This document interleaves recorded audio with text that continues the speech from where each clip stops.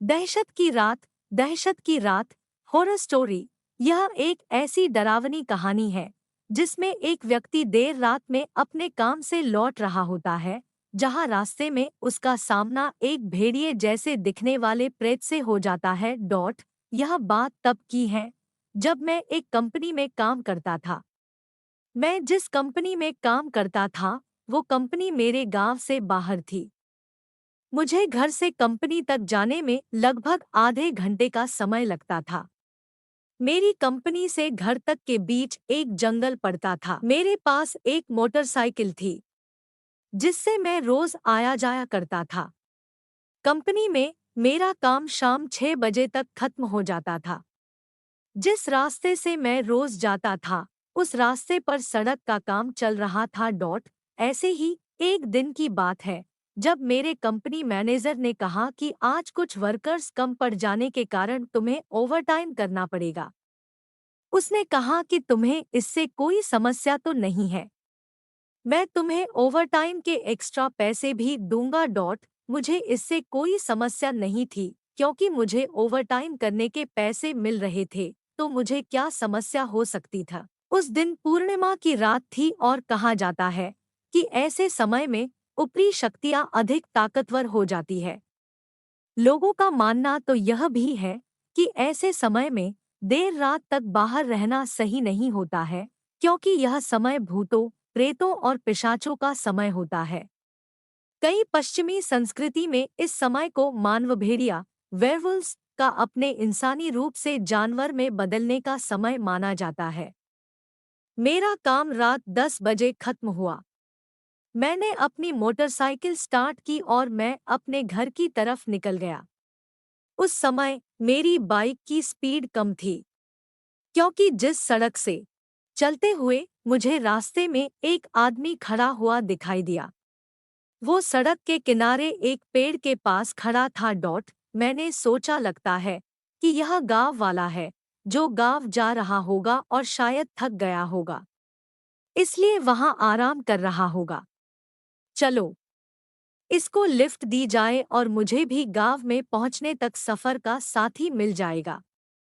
ऐसा सोचकर मैंने अपनी मोटरसाइकिल को उससे थोड़ी दूरी पर रोककर उससे कहा कि भाई कहाँ जाना है? अगर ऐतराज न हो तो मैं तुम्हें कहीं छोड़ दूं क्या? पर उधर से कोई जवाब नहीं आया। मैंने एक बार फिर कहा कि मैं गांव ही जा रहा हूं, तुम कहो तो कहीं छोड़ दूं। लेकिन इस बार भी उसका कोई जवाब नहीं आया, तो मुझे गुस्सा आया और मैंने अपनी बाइक स्टार्ट की घर जाने के लिए।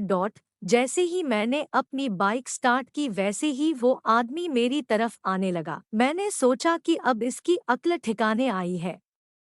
अब वह मेरे काफी पास आ गया था। मैंने उसकी तरफ देखा तो चांद की रोशनी में मैंने देखा कि उसके पैर इंसानों की तरह नहीं बल्कि किसी जानवर की तरह लग रहे थे और वो धीरे धीरे पूरा जानवर में बदलता जा रहा था।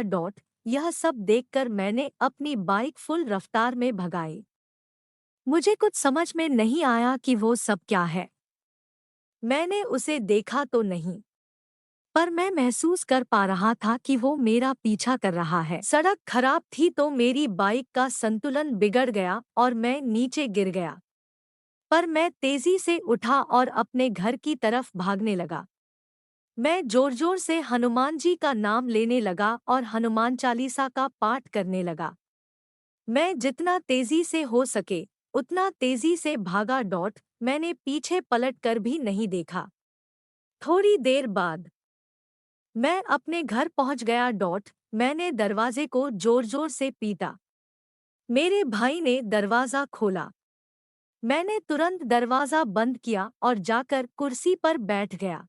मेरी ऐसी हालत देख सब पूछने लगे कि क्या हुआ।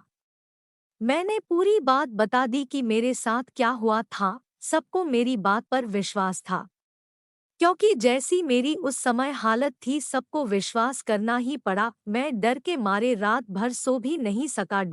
अगली सुबह मैं काम पर भी नहीं गया और मेरी तबीयत भी खराब हो गई थी।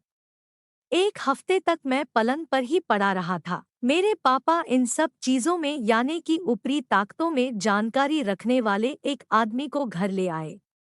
उसने कहा कि जिसे तुम मिले थे वो एक प्रेत था जो एक जानवर के रूप में था। तेरी किस्मत सही थी, या यूं कहे कि किसी शक्ति ने तुझे बचा लिया, क्योंकि वो प्रेत तुझे जिंदा नहीं छोड़ता। यह कहकर फिर उन्होंने मुझे एक चांदी की माला दी और कहा कि इसे अपने गले में बांधे रखना। कुछ समय बाद मैं ठीक हो गया और मैंने फिर उस प्रेत को कभी नहीं देखा। मैंने उस जगह नौकरी भी छोड़ दी।